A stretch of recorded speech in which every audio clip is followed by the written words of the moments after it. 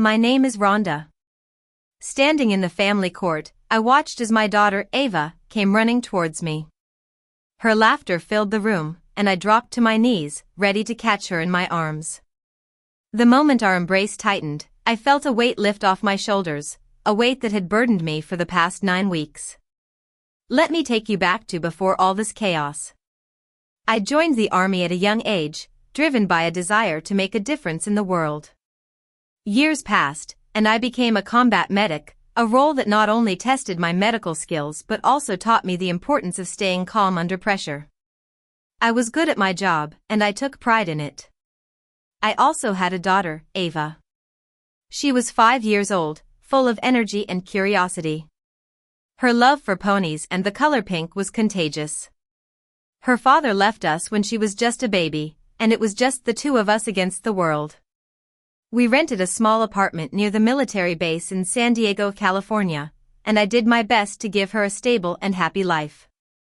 Then, the deployment came. I was assigned to a 9-month mission overseas. Like always, I made a plan. The Army requires single parents to file a family care plan, so I named my best friend, Lucy, to take care of Ava while I was away. Lucy was a kindergarten teacher with a big heart and a safe home. I signed all the necessary papers, gave her copies of Ava's medical records and school forms, and even left a notarized letter granting her temporary authority. I thought I had covered all the bases. But I didn't count on my stepsister, Emily. She was 3 years older than me, and we had never gotten along. Our father remarried when I was 13, and Emily's mother brought her into our family. Emily was always jealous of me, and she resented my success in the army. At family gatherings, she would make snide remarks about my career, saying things like soldiers don't get to be good moms. I always brushed it off, thinking it was just her being bitter. 3 days before my flight, Emily texted me, saying we needed to talk about Ava. I told her Ava was in good hands with Lucy and thanked her without any real warmth. I knew better than to trust her. Little did I know, she had a pen and a man willing to help her forge my signature. The first 6 weeks overseas were tough, but I had a routine. Every few days, when the network allowed, I would video call Ava. Her face on the screen, full of smiles and stories about ponies, was the highlight of my day. But then, in the 6th week, everything changed. I called at our usual time, and Lucy answered instead of Ava. Her voice was tense and worried. She said Emily had come by with some men and papers, talking about court and custody. Before I could ask more, the call dropped. I tried to call back, but there was no answer. I knew something was wrong. It took me a day to reach Emily. When she finally answered, her voice was cold and calm. Ava is with me now. It's official. You weren't here, she said. I asked her what she meant by official, and she told me I had signed papers consenting to the placement. I was in shock. I knew I had signed nothing of the sort. I was 8,000 miles away, in the middle of a deployment, bound by orders I couldn't break. I felt helpless, like I was being pulled into a nightmare. I tried to call Lucy back, but Ava was already gone. I called the county child services, but it was after hours, and I got a recording. I even looked up flights home, but I couldn't leave my post. The next morning, I went to the JAG office at the Forward Operating Base. I met Captain Ryan, who listened to my story without interrupting. He told me 2 things that gave me hope. First, as an active duty deployed soldier, I was protected by the Service Members Civil Relief Act. I could request a stay, a legal pause on the proceedings. Second, forging a signature on a legal document in California was a crime. Captain Ryan also said a caseworker, Miss Thompson, would be assigned to verify the placement.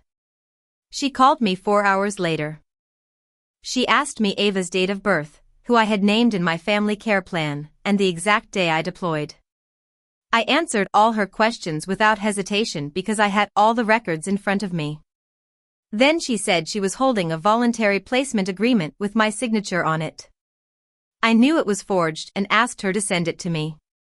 While I waited for the file, I started to understand Emily's motives. Through the family group chat, I learned that she had lost her job and was in financial trouble. Taking Ava as a kinship placement would come with a monthly subsidy from the state. But it wasn't just about the money. She had convinced herself that I was abandoning Ava by going overseas, and she saw herself as the hero coming to save her. I also realized that Emily hadn't acted alone. There had to be a notary involved. A page like that doesn't notarize itself. I was determined to find out who it was. Then, my stepfather, Mr. Harris, called. He was a strict and old-fashioned man who always believed in following the rules, even if it meant hurting others. He said they were doing what was best for Ava because I was gone. I asked him if he knew the papers were forged, and he paused. He said he was just doing what a father should do. I told him what was best for Ava was her mother, and I would prove it on paper. Ms. Thompson's email came through at 3 a.m. my time. I opened the attachment on my laptop and saw the forged signature. I had signed my name as Rhonda L. Smith for years, with the L standing for my late mother. The signature on the paper had no middle initial. That was the first mistake. The second mistake was the notary date. The notary stamp showed a date when I was on the base, 8,000 miles away, with my name on the duty roster. It was physically impossible for me to have been in a California office in front of a notary on that day. I started building a chart, including screenshots of the forged signature, my military ID, the duty roster, and my deployment orders. I emailed all this to Ms. Thompson before sunrise. By the next afternoon, she had a name for me. The notary was a man named Mr. Davis, who was a friend of Emily's. Captain Ryan explained that in California, a notary is required to keep a journal of all the acts they perform. If Mr. Davis had stamped my name on that day, his journal should have an entry. If not, it would be a big problem for him. I made a decision at the start of week 8. Instead of panicking and causing a scene, I filed a formal request to freeze the placement proceedings and a forgery report with the county sheriff. I knew that as a medic, I needed to triage the situation, stop the bleeding, and protect my daughter. The stay request was approved, and the court had to wait for me. Emily was furious. She texted me, saying I couldn't hide behind the army forever. I ignored her texts. I focused on building my case, collecting more evidence, and documenting every detail. The notary thread started to unravel. The sheriff's investigator asked Mr. Davis for his notary journal, and there was no entry for the day in question. Mr. Davis started talking to his lawyer, realizing that he was in serious trouble. Meanwhile, I continued to stack more evidence. I pulled the hard records that proved I was on the other side of the planet on the day of the alleged signing. I also hired a forensic document examiner, who confirmed that the signature was a forgery. Emily, feeling the pressure, got louder in public. At a family dinner, she stood up and announced that she was Ava's guardian and that no piece of paper from overseas could change that. She repeated the line "soldiers don't get to be moms" in front of everyone. But this time, people didn't stay silent. A cousin spoke up, saying they knew I loved Ava and that this was wrong. Ms. Thompson arranged a supervised video call between me and Ava. When I saw her face on the screen, my heart ached. She was quieter than usual, and she asked me if I was coming back. I told her I had orders, and orders meant I would come home. She believed me. Finally, the emergency leave came through. I packed a file full of all the evidence, printed and tabbed like a field manual. I flew home in uniform, ready to face the people who had stolen my daughter. The day of the hearing arrived. I got to the family court early. Emily came in, dressed in a fancy suit, looking confident. Mr. Harris followed, looking stern. And Mr. Davis, looking pale and nervous, was also there because of the subpoena. On my side were my family law attorney, Captain Ryan on a video link, and Ms. Thompson with her file. Ava's guardian ad litem, a kind-looking woman, sat near the front. Ava was in a room down the hall with Lucy, and just the thought of her gave me strength. The judge came in, and the hearing began. Emily's attorney presented the voluntary placement agreement as the cornerstone of their case, claiming it was my documented consent. But when it was our turn, my attorney asked the court to look closely at the signature and the date. We laid out the record, one piece of evidence at a time. My deployment orders showed that I was overseas on the day of the alleged signing. The duty roster and base access logs confirmed my whereabouts. The forensic examiner's report proved the signature was a forgery. And the notary's journal with the blank line was the final nail in the coffin. When the judge asked if I had anything to add, I said, I signed nothing.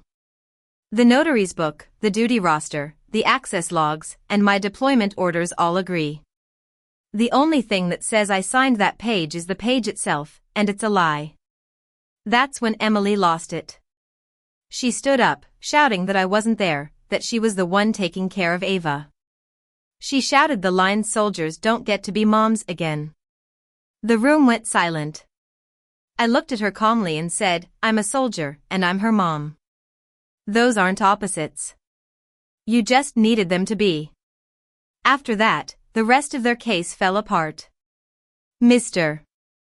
Davis admitted that he had stamped the document without actually witnessing me sign it. Mr. Harris finally broke down, saying he thought he was doing the right thing.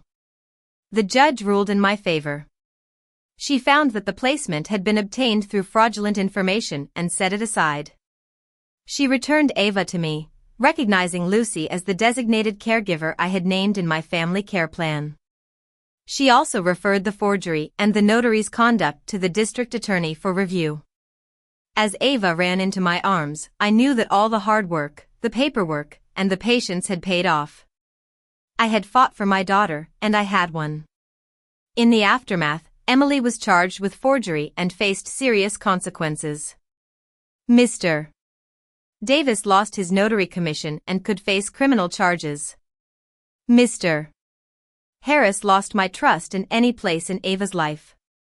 I updated my family care plan, making it even more secure. I finished my deployment, knowing that I was not only protecting my country but also my daughter.